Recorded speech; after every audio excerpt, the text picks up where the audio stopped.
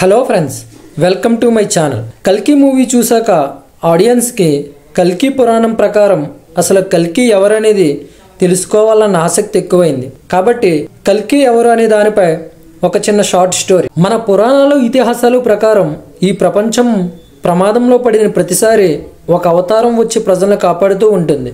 వాటిలో 10 అవతారాలను దశావతారాలుగా ఇప్పటికీ మనం పూజిస్తూనే ఉన్నాం. అవి మత్స్యావతారం, కూర్మావతారం, వరాహ అవతారం, నరసింహ అవతారం, వామన అవతారం, పరశురామ అవతారం, శ్రీరామ అవతారం, బలరామ అవతారం, కృష్ణ అవతారం, కల్కి అవతారం.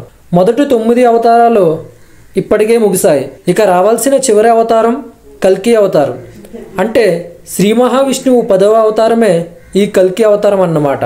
భాగవతం, కల్కి పురాణం సహా అనేక గ్రంథాలలో కల్కి గురించి వర్ణన ఉంది. అధర్మం అడుగడుగునా కనిపించే కలియుగంలో పాపాలు మరింత శృతిమించినప్పుడు కల్కి అవతరిస్తాడని పురాణాలు చెబుతున్నాయి. మన పురాణాల ప్రకారం 4 యుగాలు కలిపితే ఒక మహాయుగం.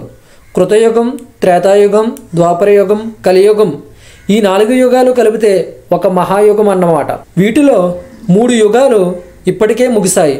ప్రస్తుతం నడుస్తున్నది కలియుగం. ఈ కలియుగంలోనే కల్కి హిమాలయాల్లో ఉన్న రహస్య దేవతల నగరమైన శంబలలో జన్మిస్తాడని కల్కి పురాణం చెబుతుంది. శంబలలో విష్ణుయసుడు, సుమతి అనే దంపతులకు కల్కి జన్మిస్తాడని అంటారు. ఇక ప్రతి అవతారంలోనూ విష్ణువుకు భార్య అయిన లక్ష్మీదేవి కూడా ఒక రూపంలో వస్తూ ఉంటారు.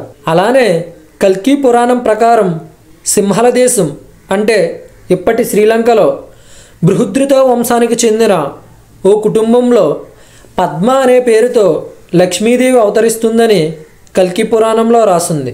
ఇక కల్కి పుట్టిన తర్వాత 7 చిరంజీవుల్లో 4 పరశురాముడు, కృపాచార్య, అశ్వత్థామ, వ్యాస మహర్షి వీరంతా కల్కిని చూసేందుకు శంబలకు వస్తారని, ఈ 4 కల్కికి ధర్మ సంస్థాపనలో సహాయం చేస్తారని, ఆ పుట్టిన పిల్లవాడికి కల్కి అని పేరు పెడతారని కూడా ఈ కల్కి పురాణం చెబుతుంది. కలిని అంతం చేసి తిరిగి కృతయుగాన్ని కల్కి ప్రారంభిస్తాడని ఈ పురాణంలో ఉంది. సింపుల్గా ఇది కల్కి కథ.